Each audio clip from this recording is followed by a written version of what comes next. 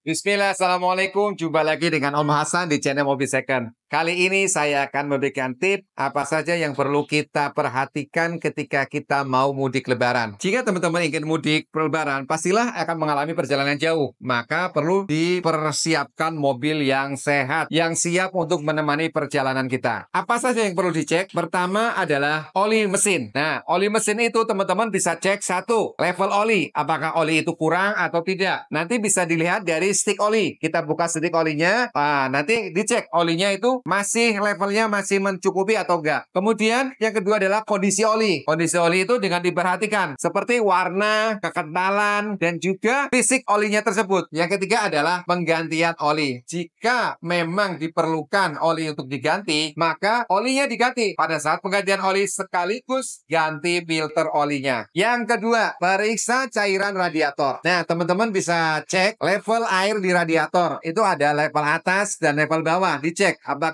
dia posisinya di posisi yang atas atau di bawah. Kalau dia masih di atas, ya di level yang cukup, maka aman. Kalau di bawah, berarti teman-teman harus tambah oli radiator. Kalau dia sudah kurang dari level batas minimal, maka teman-teman harus tambah cairan radiatornya. Nah, untuk cairan radiator, sebaiknya teman-teman menggunakan cairan khusus radiator, yaitu yang disebutnya coolant. Itu akan jadi lebih bagus untuk pendinginan mesin. Yang ketiga, yaitu cek filter udara. Nah, ini bisa diamati dengan visual ya. Dilihat filter udaranya sudah kotor atau enggak. Jika kotor, teman-teman bisa bersihkan. Semprot dengan kompresor ataupun dengan dibersihkan dengan kuas. Setelah dibersihkan, baru teman-teman pasang lagi. Kemudian yang keempat adalah cek busi. Ini penting banget teman-teman. Busi kita cek apakah ada yang mati atau enggak. Kemudian kondisinya bagaimana? Dia masih bagus atau enggak? Pengapiannya masih bagus atau optimal atau enggak? Dengan mengecek busi, maka teman-teman akan menjadi lebih nyaman. Nanti mobilnya tidak jut-jutan, tidak macet di jalan. Yang kelima, cek aki. Ini perlu banget. Aki juga harus dicek kondisinya bagaimana akinya, apakah dalam kondisi baik, ampernya kurang atau enggak. Karena fatal banget ketika akinya tidak bagus, nanti ketika teman-teman lagi dalam perjalanan, tiba-tiba mogok, tiba-tiba nggak bisa starter, itu bakal repot banget. Makanya pengecekan aki itu sangat penting dan tidak boleh kelewat. Yang keenam, periksa timing belt dan fan belt. Ini juga sangat penting. Bagaimana kondisi timing beltnya? Apakah dia sudah aus? Apakah dia ada retak-retak? Kalau ada aus atau retak-retak, nah ini harus diganti. Karena apabila timing beltnya putus ketika mobil jalan, itu bisa fatal, Pak. Berakibat terhadap mobil kita. Mesinnya bisa rusak, pistonnya bisa rusak, dan kita bisa turun mesin. Wah, itu biayanya besar sekali. Dan juga teman-teman juga cek fan beltnya. Nah, fan belt ini juga penting. Ketika fan belt nanti putus di jalan, maka itu juga pengaruh terhadap nanti pendinginan mesin. Radiator tidak bisa bekerja maksimal, maka nanti akan menyebabkan mobil bisa overheating. Nah, itu juga sangat berbahaya. Yang ketujuh, yaitu cek lampu-lampu. Khususnya ini lampu depan, lampu besar, fog lamp. Ini harus dicek apakah ada yang mati atau enggak. Karena ketika